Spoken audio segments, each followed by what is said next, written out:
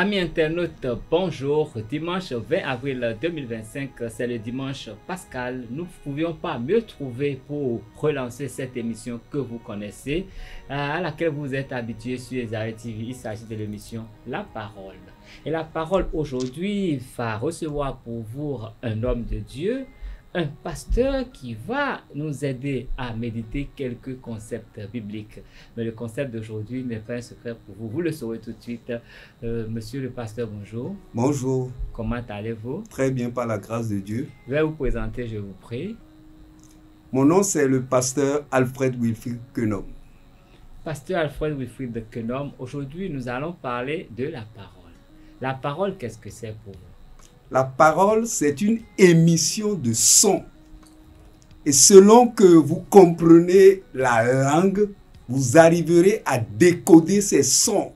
Et ces sons vont avoir une signification dans votre pensée. Et vous pourrez alors réagir par rapport à ce message que véhicule la parole. La parole appelle forcément à une interprétation. À une interprétation. Et quand nous lisons la Bible, on dit au commencement était la parole, elle était Dieu, elle était avec Dieu, et tout a été fait par la parole. Ça vous inspire quoi? Cela signifie que la parole n'a pas une origine terrestre. La parole a une origine divine. Et la Bible nous dit dans le livre de Jean que la parole, Dieu était lui-même la parole et qu'il a créé toutes choses par la parole. Rien de ce qui a été créé n'a été créé sans la parole.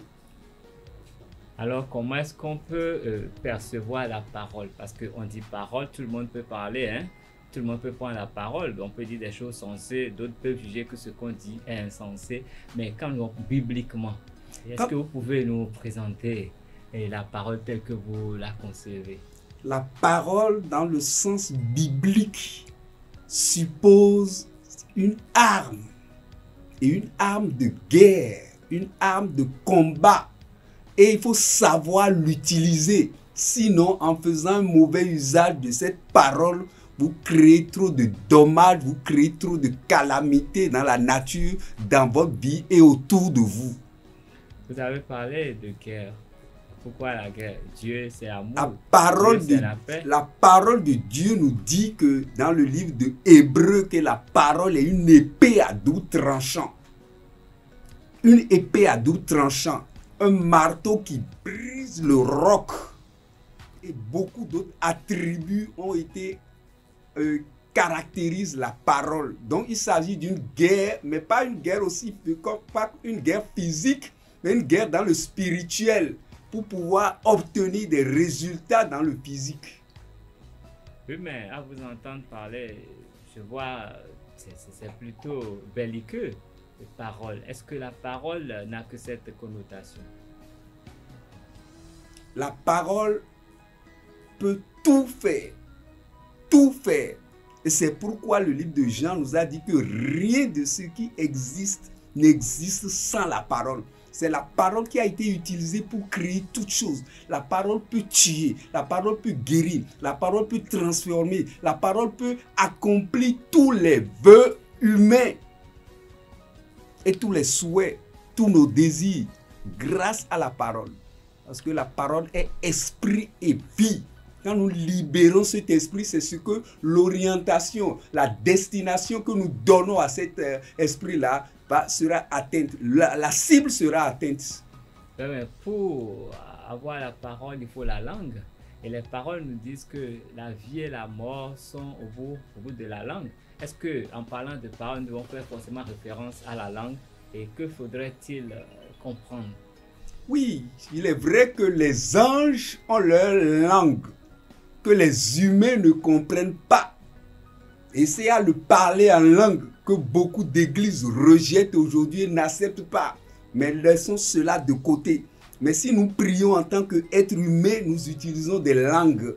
Et celui qui comprend la langue pourra décoder la parole que tu es en train de libérer et la parole va atteindre son objectif. Oui, mais vous venez de parler, vous avez évoqué un concept tout de suite, vous avez parlé en langue. Parler en langue, c'est quoi ça? C'est la langue des anges. tout court. Que des humains parlent. Que les humains peuvent parler, s'ils sont enseignés dedans et qu'ils utilisent et qui est rempli d'une puissance extraordinaire que l'apôtre Paul a tellement utilisé dans la Bible. Et il nous a donné un enseignement dans le livre de Corinthiens sur le parler en langue. Donc c'est biblique, purement biblique. Même si beaucoup d'églises rejettent cela aujourd'hui, ne veulent pas en faire usage et trouvent que c'est plus simple d'utiliser le langage ordinaire. Ben, je pense que nous allons prendre un temps pour parler uniquement du parler en langue. Mais avant en fait, je vais continuer avec une question sur le sujet. Parler en langue, quand on rentre dans des églises, par certaines fois, on voit les gens qui, bon bref, on dirait que des gens s'amusent. Et il y a des gens qui font le parler en langue, c'est les mêmes mots qui sortent tous les dimanches, qui sortent chaque année, c'est comme si c'est un refrain qu'ils ont enregistré, qui sortent. Est-ce que les anges là, c'est pas un choral quand même? Ce que nous devons comprendre, la parole de Dieu, Dieu lui-même, il est mystère. Dieu est mystère. Dieu est mystère, il faut comprendre cela. Et le fait de répéter une parole et une même parole à plusieurs reprises a aussi des effets, ce que beaucoup de gens n'arrivent pas à comprendre. Ce que beaucoup de gens n'arrivent pas à comprendre. Quelqu'un qui demande miséricorde, miséricorde, miséricorde, miséricorde, pardon, pardon, pardon, qui est en train de supplier, c'est qu'il est en train de demander quelque chose et en répétant et en insistant plusieurs reprises sur la chose, c'est qu'il va quelque part, il se fera entendre et Dieu va l'écouter. C'est comme au niveau des chansons aussi. Il y a un rythme que vous prenez et vous chantez, vous insistez, vous chantez, vous insistez, vous chantez, vous insistez à plusieurs reprises. Ça veut dire que vous remplissez votre vie, vous remplissez l'atmosphère, vous remplissez l'environnement de ces choses-là. Et finalement, quand ça va atteindre un certain degré, ça aura un effet. Beaucoup de gens ne peuvent pas comprendre certaines choses, mais il ne faut pas savoir, il ne faut pas se dire qu'ils sont en train de raconter des coups, ils racontent ce qui leur passe par la tête. Ok, alors la parole, comment l'utiliser alors? La parole, l'utilisation de la parole obéit à un certain nombre de principes.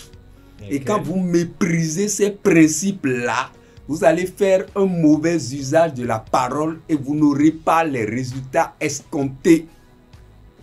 Alors, quels sont ces principes? Quand nous allons dans le livre de Genèse, le chapitre 1, à partir du premier verset, disons au verset 3, nous avons vu que la Bible nous dit, au commencement, Dieu créa les cieux et la terre. La terre était informe et vide. La terre était informe et vide. Et l'Esprit de Dieu se mouvait au-dessus des eaux. L'Esprit se mouvait au-dessus de l'abîme. Et Dieu dit que la lumière soit et la lumière fut. L'Esprit de Dieu se mouvait au-dessus des eaux, se mouvait au-dessus de l'abîme. Et Dieu dit que la lumière soit et la lumière fut. Ce que je voudrais dire pour énoncer certains principes, c'est ceci. Dieu lui-même, avant de voir apparaître la lumière, a dû faire appel à la lumière. Et en faisant appel à la lumière, il n'a pas douté un seul instant. Et la lumière est apparue aussitôt. Et c'est comme ça qu'il a commencé la création de l'univers.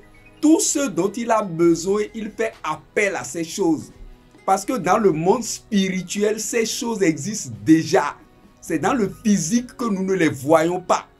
Et l'homme, quand l'homme ne voit pas quelque chose, ça lui est difficile donc de faire appel à cela. Il va comprendre cela comme un mystère, comme de la magie. C'est justement pourquoi nous utilisons les mots magie, sorcellerie et autres. Parce qu'il y a des réalités que le commun des mortels ne peut jamais comprendre. Donc je viens de donner un exemple de la foi. Dieu était sûr que quand il fera appel à la parole, quand il fera appel à la lumière va apparaître. Contrairement à nous autres hommes aujourd'hui, nous n'avons pas cette foi que si nous demandons quelque chose, cela va apparaître.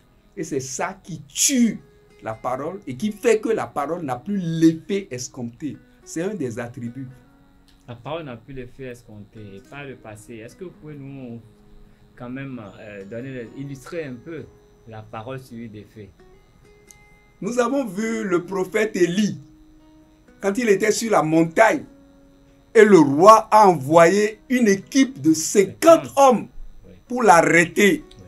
Et de loin, ils ont dit, homme de Dieu, descends. Élie a pris toutes ses forces et a dit, si je suis homme de Dieu, que le feu descende et vous consume. Et la première équipe avec leur capitaine ont été brûlés. Une seconde équipe est venue et la même chose s'est reproduite. Et c'est à la troisième équipe, le capitaine s'est mis à genoux, a roulé par terre, a supplié le prophète de Dieu pour dire, épargne ma vie, oh, je sais que tu es homme de Dieu, le roi a besoin de toi. Et le prophète est descendu pour aller rencontrer le roi face à face pour lui dire ce qu'il devait lui dire. C'est la preuve que la parole déclarée par un homme de Dieu, la parole de Dieu, quand elle est déclarée par un homme de Dieu avec foi, doit avoir l'effet. C'est un exemple parmi tant d'autres.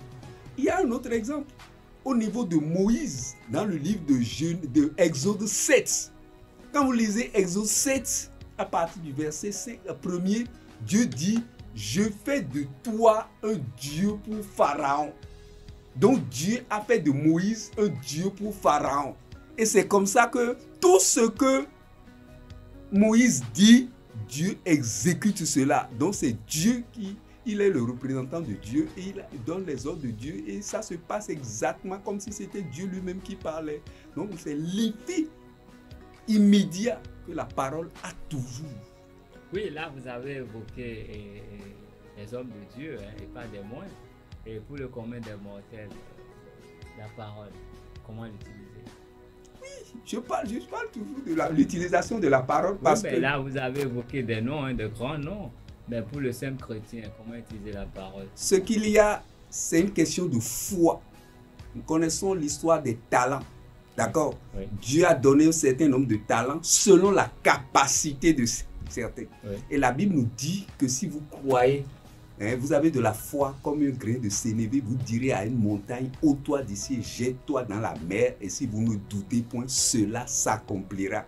Ce que nous voulons dire, c'est simplement une question de foi. Parce que Dieu lui-même, dans Ésaïe 44, le verset 26, il dit, je confirme la parole de mes serviteurs. Et tout ce qu'ils prédisent, je mets mon cachet dessus. Ça voudra dire que l'homme de Dieu, le serviteur de Dieu, qui est convaincu de lui-même. Nous avons vu le cas avec Moïse aussi.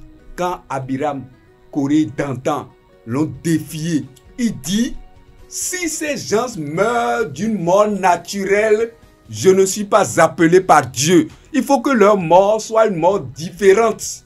Et à peine avait-il terminé ces mots que la terre s'est ouverte et a englouti Corée, Dantan, Abiram, leur famille et tous leurs biens ont été engloutis. C'est les premiers hommes à rentrer dans l'enfer, selon le rapport qui nous a été donné. Ça voudra dire que la parole est pleine de puissance. La parole, c'est Dieu lui-même. Et Dieu ne peut pas se nier. La parole est infaillible si nous l'utilisons comme cela se doit. Voilà autant de puissance que la parole de Dieu renferme.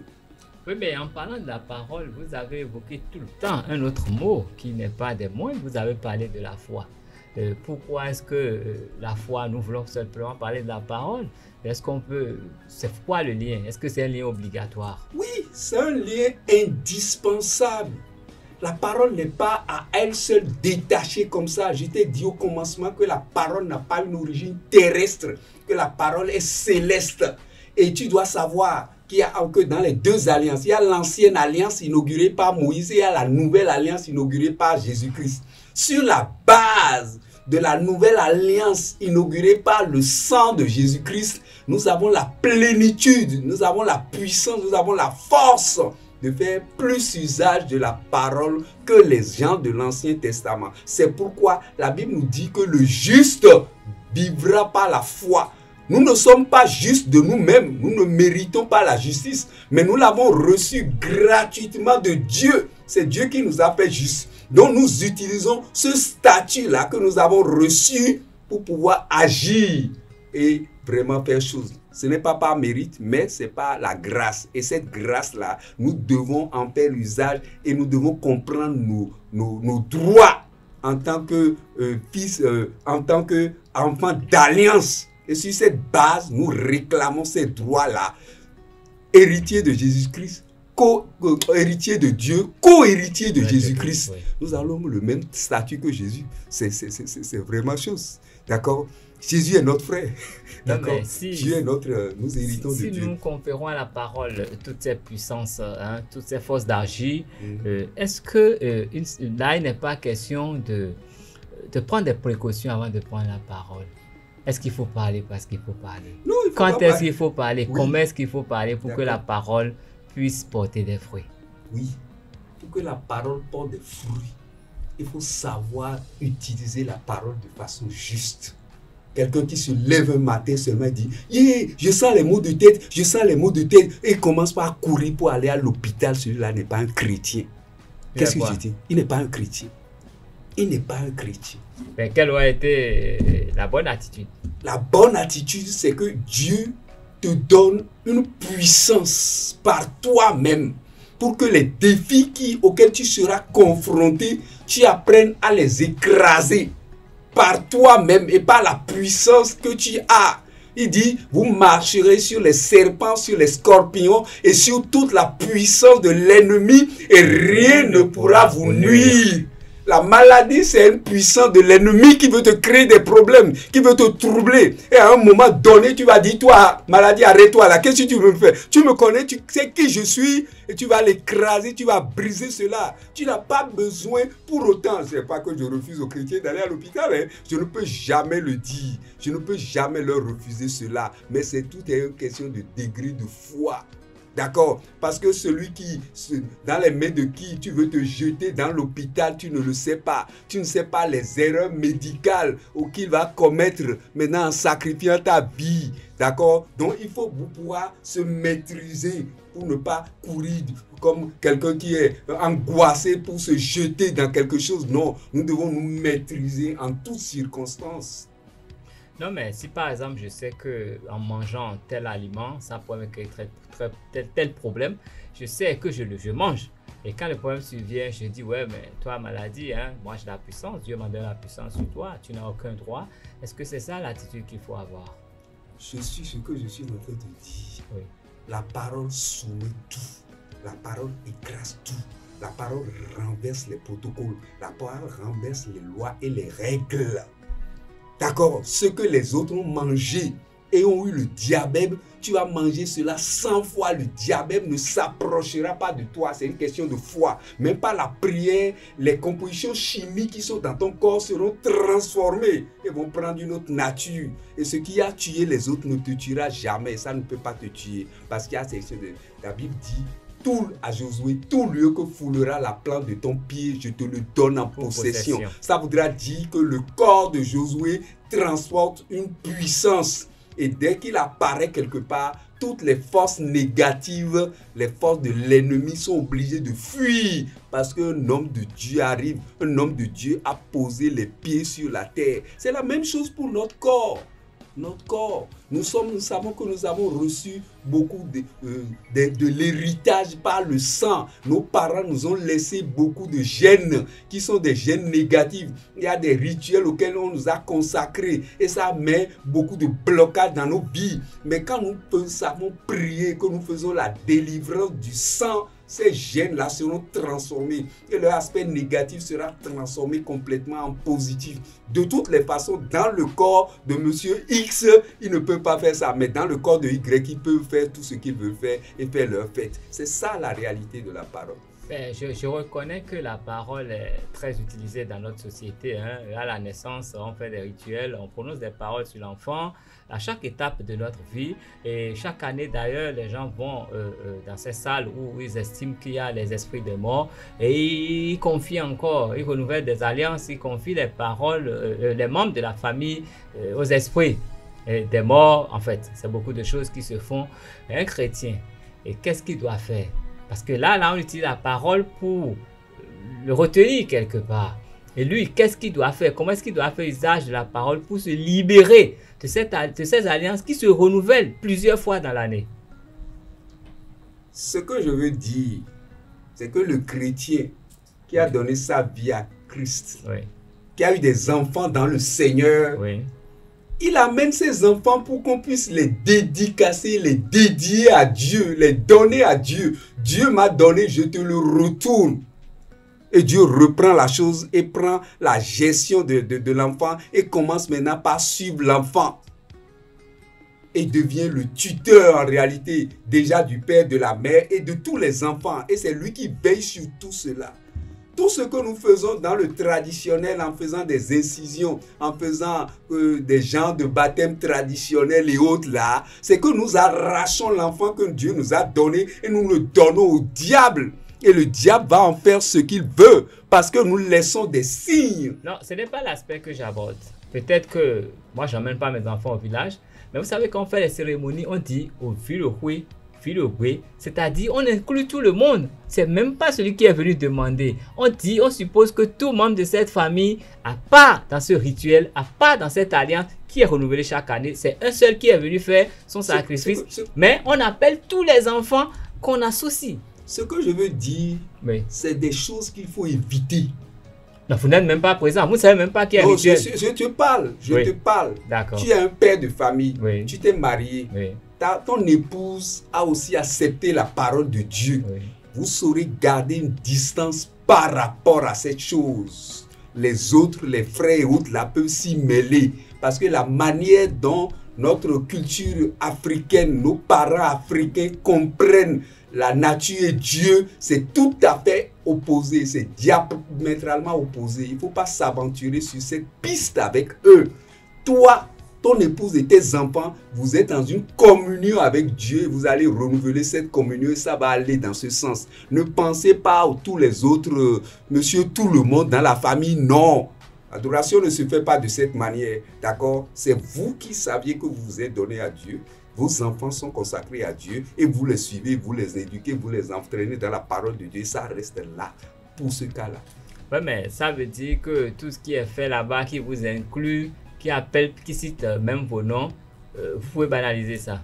Tu es sûr que ces choses vont m'inclure à partir du moment où j'appartiens à l'alliance de Dieu et que j'ai un sacerdoce divin qui est supérieur au sacerdoce satanique et diabolique?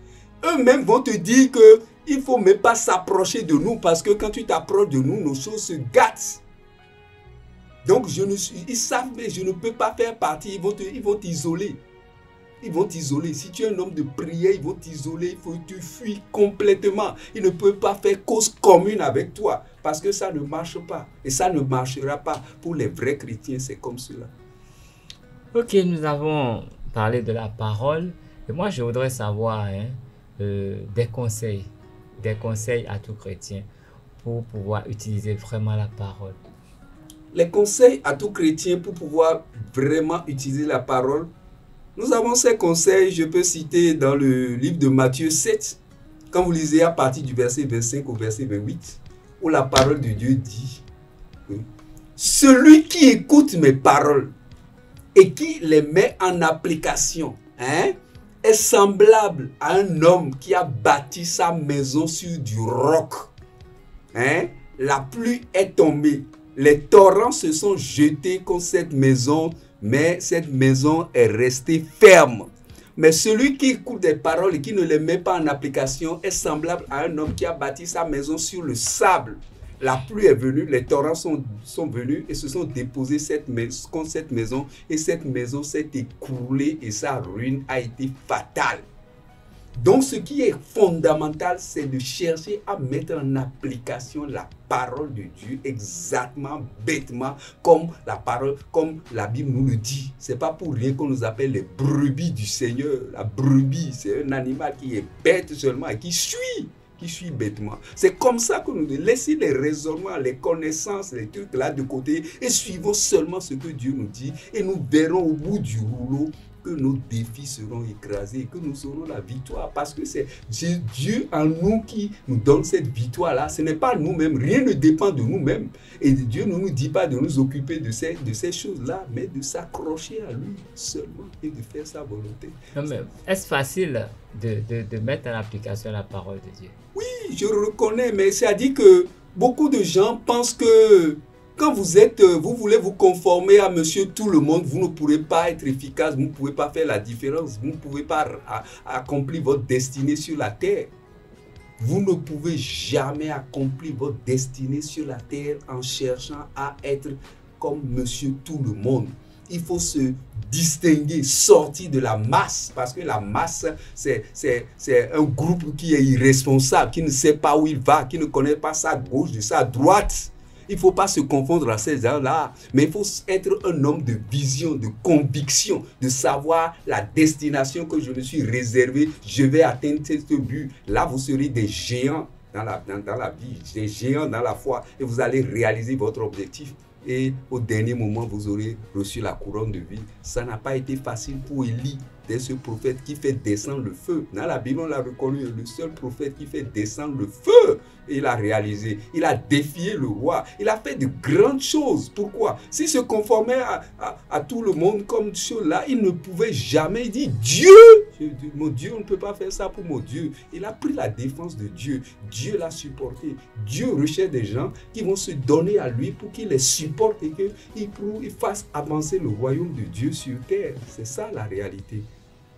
Pasteur Kenom, le temps qui est imparti à cette émission est déjà arrivé à son thème.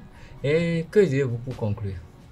Pour conclure, nous allons dire, comme je le disais depuis, oui, que selon le livre de Jean 1, il dit que la parole était Dieu, la parole est Dieu, la parole est avec Dieu, la parole a tout créé et rien de ce qui a été créé n'a été créé sans la parole.